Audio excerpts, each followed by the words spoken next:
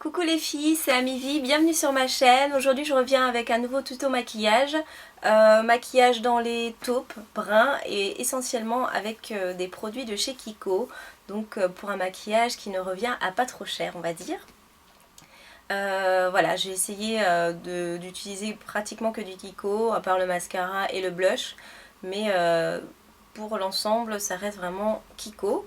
J'espère que ce look vous plaît. Et puis si vous voulez suivre les explications, c'est juste après. Alors je vais commencer en appliquant ma base. Donc c'est la base de chez NYX. Et j'en mets sur toute ma paupière mobile et fixe.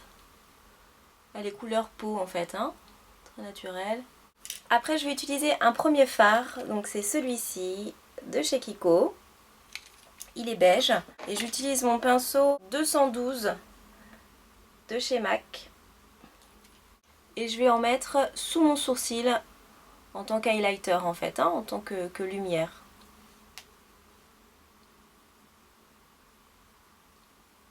Voilà, j'hésite pas à en mettre. Et je le fonds. Ensuite j'utilise un autre fard qui est celui-ci, donc c'est un beige aussi mais celui-ci est nacré, irisé. Et je vais en mettre en coin interne de ma paupière mobile. Je m'arrête à peu près au milieu de mon œil.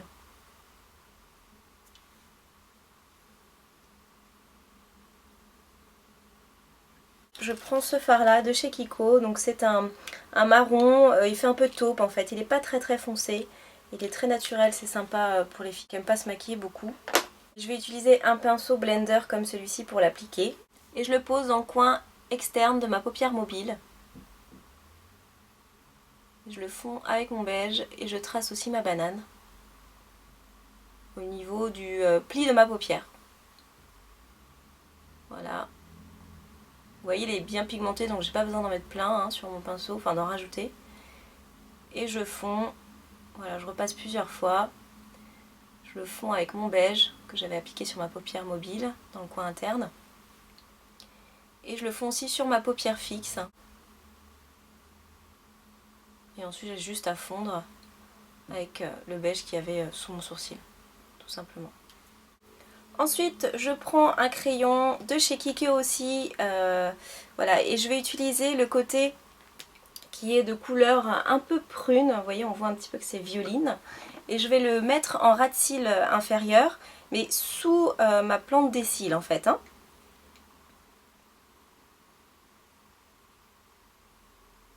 Je ne le mets pas dans ma muqueuse, je le mets vraiment en ras de cils en dessous, sous mes cils.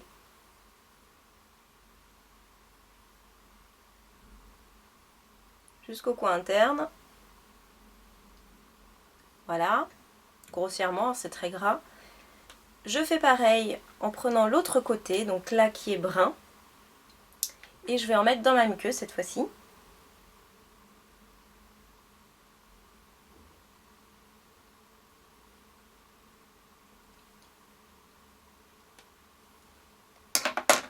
Ensuite, je prends un pinceau fin comme celui-ci.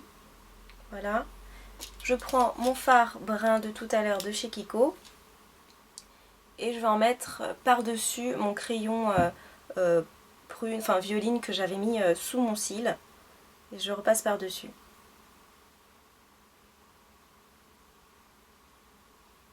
Donc le repasser par-dessus, ça va permettre de poudrer, donc de le fixer un peu mieux, vu que c'est une texture qui était très grasse. Et ça ne va quand même pas enlever la couleur un peu violine, mais ça va l'atténuer. Mais il va y avoir quand même une différence entre cette couleur-là et mon brun que j'avais mis au-dessus de ma paupière. Je finis mes yeux en appliquant un mascara, donc c'est celui-ci de chez Je mets Maybelline. Et c'est un brun, donc j'ai décidé de mettre un brun pour que ça reste léger au niveau du rendu, que ça soit assez naturel. Donc voilà pour les yeux, j'ai appliqué mon mascara, donc c'est un rendu, bon, c'est un brun foncé, hein, donc c'est un peu moins intense en fait au niveau du rendu, mais c'est presque similaire qu'un noir, et pareil pour la muqueuse, c'est moins intense qu'un noir.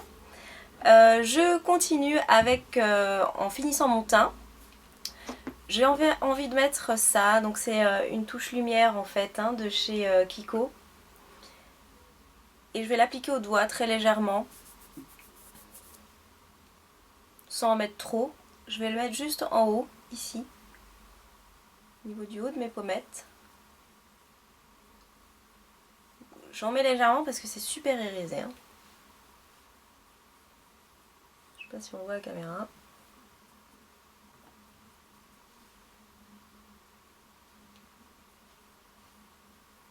Voilà, j'en mets que ici, j'ai pas envie d'en mettre ailleurs sur mon visage.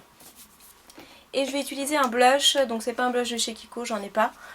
C'est un blush de chez Sleek pour rester dans les marques pas très chères on va dire. Donc voilà, c'est un fard qui est très irisé, qui est dans les pêches. Et je vais utiliser mon pinceau de chez Stigma qui est comme celui-ci. Et je pars de la tempe sur mon os en fait. Hein. Donc je pars d'en haut ici et je redescends pour amener ma couleur. Vous avez deux manières de mettre du blush, donc comme ça, hein, vraiment ici pour un peu construire la joue, ou alors vraiment en touche comme ça. Je vais vous faire les deux côtés différents, comme ça vous allez vous rendre compte. Donc là je suis partie d'ici et je suis redescendue sur ma pommette. Et là je vais mettre uniquement sur ma pommette. Donc c'est un effet un peu plus bonne mine quand on met que sur la pommette sans remonter là-haut. Plus frais en fait. Et là ça structure un peu plus, voilà. Et là c'est un peu plus frais. Donc je vais faire pareil des deux côtés quand même pour finir. Voilà.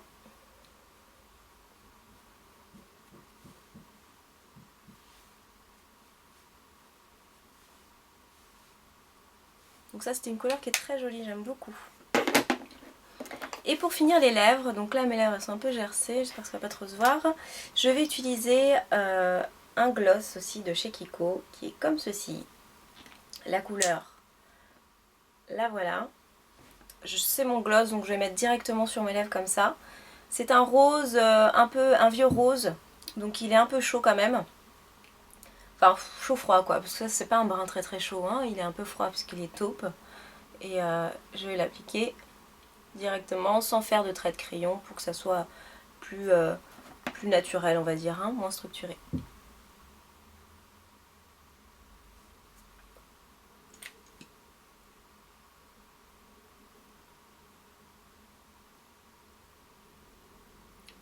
Donc celui-ci il est censé me faire grossir les lèvres, donc je sais pas si vous vous rendez compte, après une seconde, comment ça fait. Excusez-moi, je déraille. Non, c'est censé un peu donner un effet pulpeux aux lèvres. Mais bon, j'en ai pas trop besoin et je sais pas si ça marche vraiment. En tout cas, moi sur les miennes, je me rends pas compte. Vous avez pas cet effet picotement comme dans certains gloss qui sont spécifiques aussi pour grossir les lèvres.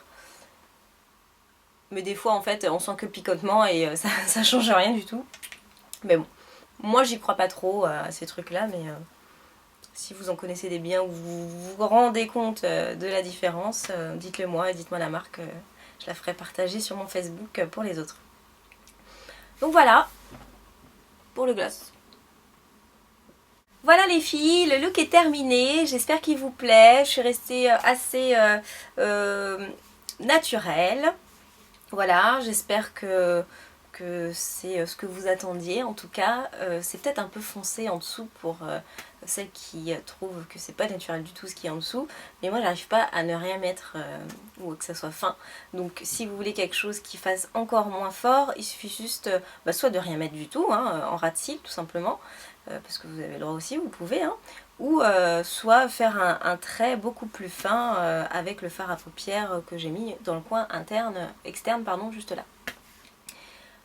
Voilà, ça c'est frais. Alors je sais pas si vous avez vu, j'ai une nouvelle coupe de cheveux. Alors vous allez me dire si vous aimez ou pas. J'ai des racines mais bon je trouve ça pas trop moche avec mes cheveux, enfin, les cheveux bouclés ça va, c'est pas trop laid comme ça. J'ai coupé parce que ça m'énervait, plus ça poussait, plus c'était, ça faisait plat sur ma tête alors que moi j'aime bien les grosses touffes quoi. Et là je trouve ça sympa. J'ai coupé toute seule, hein. Je suis pas allée chez le coiffeur, ça sert à rien de payer pour ça, enfin en tout cas pour moi je trouve. Donc voilà, j'ai coupé toute seule, ça a l'air d'être plus ou moins symétrique.